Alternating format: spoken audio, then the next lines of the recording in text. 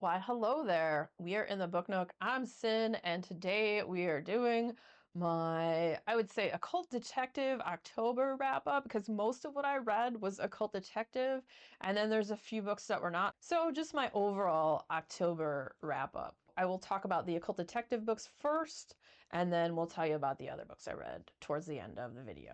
The first book I read for Occult Detective October was the second book in the Fever House duology, which was by Keith Rawson, called The Devil by Name. What a crazy end to a crazy story.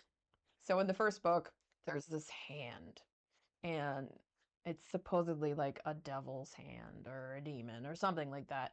And there's this guy, he's going out with his partner, and they're supposed to go see about a domestic disturbance. They go to this place, and when they get there, they feel like weird vibes. And the one guy almost hears like what seems like voices in his head and stuff like making him want to be really violent and whatnot. And what turns out happening is they find in this dude's freezer, and it seems like these two are like on meth when they go to this domestic dispute.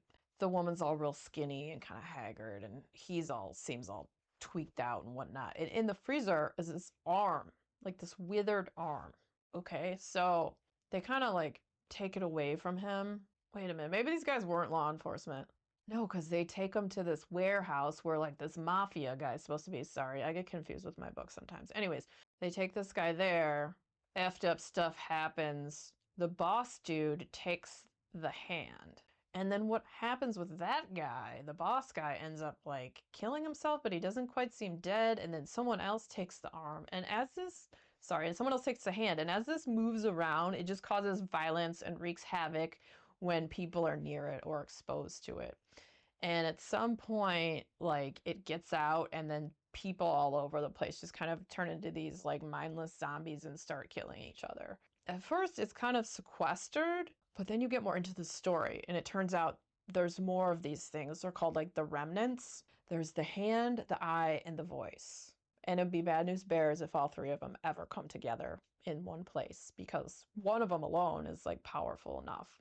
You kind of bounce back and forth in this story too, because there's this team of people called Ark, and there is who they call Saint Michael, that seems might be like an archangel that they have that is they're keeping captive, and he has clairvoyance, and they kind of are trying to use him to track down the remnants. So you have that going on. And what ends up happening in the first book, the remnants get out into society and the crap hits the fan. It's like apocalyptic, bad stuff happens.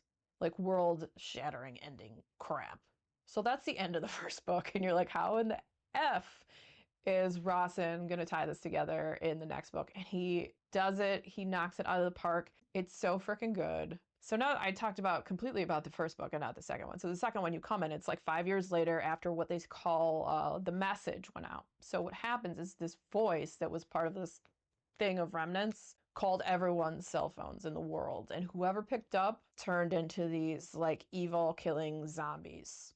And so the people that didn't, this didn't happen to them, but a lot of people died. And then if you were bit by these other people, you turned into that too. And so 5 years later, there's still like drifts of these zombie people wandering around, but a lot of them they either killed or contained. So they're slowly trying to rebuild the world at this point, but there's still a bunch of power hungry, evil old men that are in charge. So, obviously this isn't going to go well because these power hungry jerks don't give an F. They just want, I don't know, they want power and control, and they want to feed their little egos because they're big baby men or whatever they are. So they're trying to find like a cure for this, the fevered is what they call them. And they're trying to find a vaccine, and the vaccine that they're working on doesn't really seem to be so good. And then it turns out that there is a girl that has the ability to stop the fevered from being fevered and come back to themselves. And so when it gets out to like whatever the government is at this point in time, these weird people, they want to track her down and capture her, and like so they can say like basically they have the source of the disease and the cure, so then they'll have all the cards and the power and blah blah blah blah blah.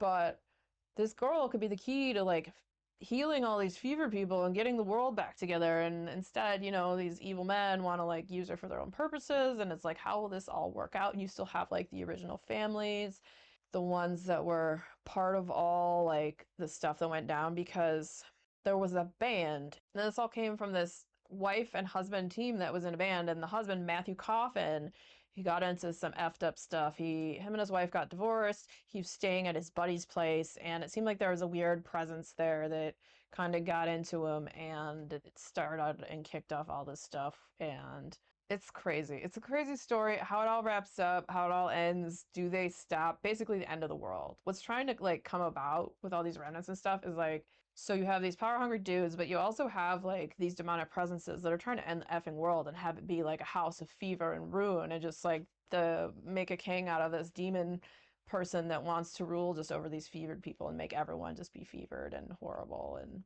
reign over a kingdom of poop, I guess. I don't know. It's crazy. I've gone on too long about this book. I have a lot of other books to talk about, so let's get into the next one. The next one I read was episode 13 by Craig DeLuey. Absolutely fantastic. It's a paranormal book, and it's about this crew from the show called Fade to Black, and they get to go investigate this place called the Paranormal Research Foundation, and no one's ever investigated it. And what happened back in the 70s was there was this team of scientists that just went missing. No one ever found where they went and what happened. They were doing all kinds of like weird interdimensional experiments and experimenting on people with like psychic abilities and stuff. And it's a crazy book. I absolutely loved it. I definitely need to read more Craig DeLuey.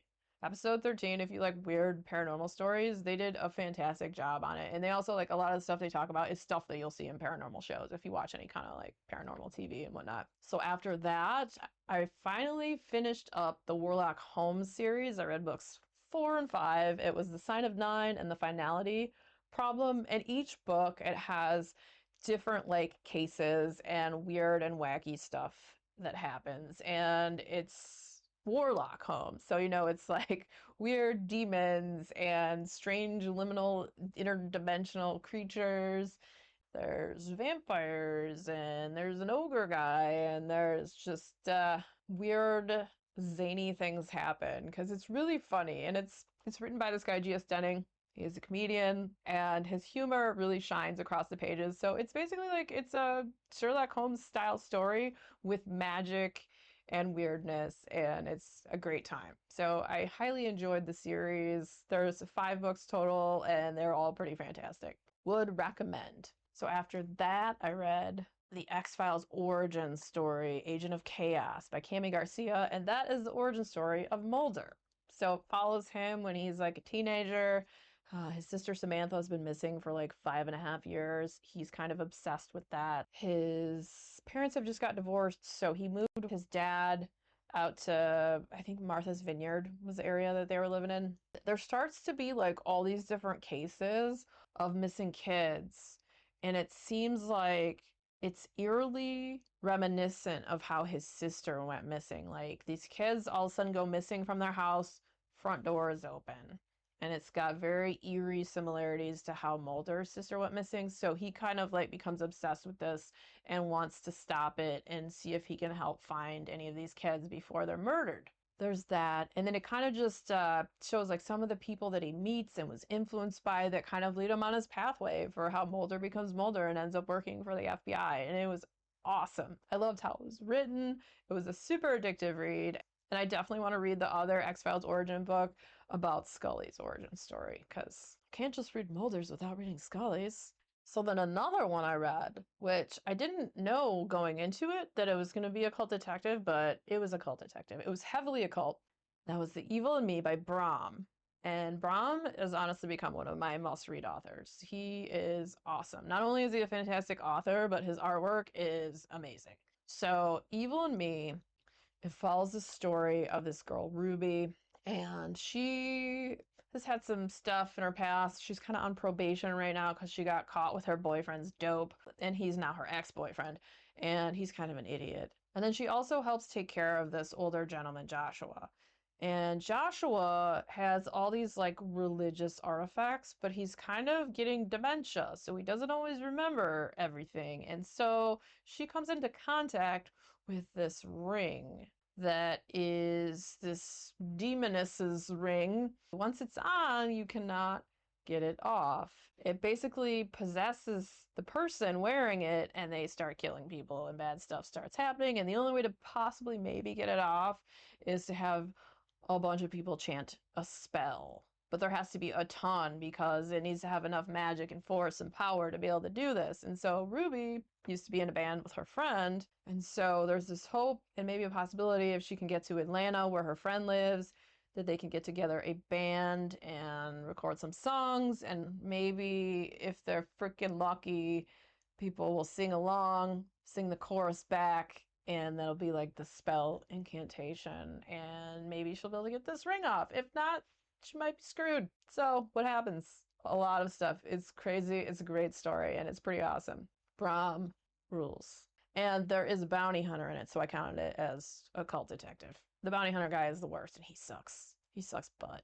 Anywho, so those were the occult detective books that I read. And the next two that I'm going to talk about are also occult, but not detective. So after that, I read The Bog Wife by Kay Chronister, and there's definitely some occult stuff going on in here. It's a folk horror, and it follows this family, and it's got kind of the vibe of like Shirley Jackson's We Have Always Lived in the Castle and Catriona Ward's Little Eve. So there's this family, they live kind of isolated. Their father, if it wasn't like a family, I swear this would be a cult, because their mother was a woman that was basically conjured from a bog. And the tradition in this family that supposedly has been forever is that when the father gets close to death, he dies, they bury him in the bog so the bog can consume him, and then the next oldest male is to marry and do a ritual to call forth their own bog wife. So the father dies, they toss him in the bog, they do the ritual, but then the bog wife doesn't come. And everyone reacts to this in different ways. And it also seems like the father who had passed away, there's illusion that maybe he did something really terrible to his bog wife. So maybe the bog doesn't want to provide another wife. You know, there's some occult elements to it. The family dynamic is very interesting. There's only one of the siblings who ever left and then came back. And the only reason she came back was because the father was dying and they needed her to complete the ritual, so she comes back for that. And then there's the two brothers, and there's animosity between the brothers. Like the youngest thinks he deserves the bog wife, and that his older brother doesn't because his older brother was injured because a tree fell on him, and that he doesn't know if he can have kids. And these people are isolated, so they don't really go to the doctor and all this stuff. It's a very interesting read. It's a slow burn, and it's not high action by any means. It's more like atmospheric and this interesting, weird journey. So if you like stuff like that, you might like The Bog Wife. So then I read another like folk horror, and that was Smother Moss. It follows these two sisters, and the one sister, she's younger, she's like 12 years old, and she makes these cards, almost like her own tarot decks. She draws like these little weird monster cards, and they kind of speak to her. And she'll be near people and she'll be like, they need one of these cards. Whatever card calls to her, she'll like take one of the cards and then slip it in somewhere and not tell them about it. So you have that. The older sister has this weird like psychic rope around her neck that seems to get heavier and heavier. And it seems like if she can't eventually get this rope around her neck off, it's going to eventually kill her.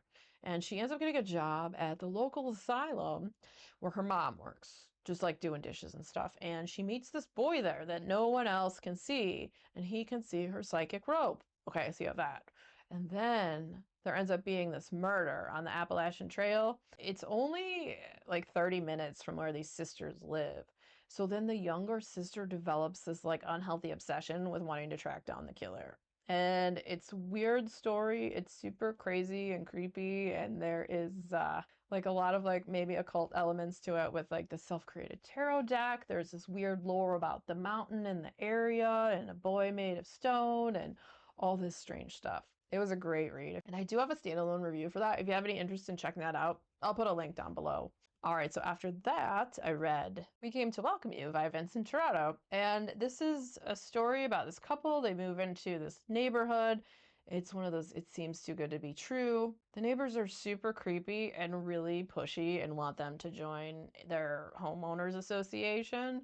Everyone seems real weird. And the kids, they don't all really talk.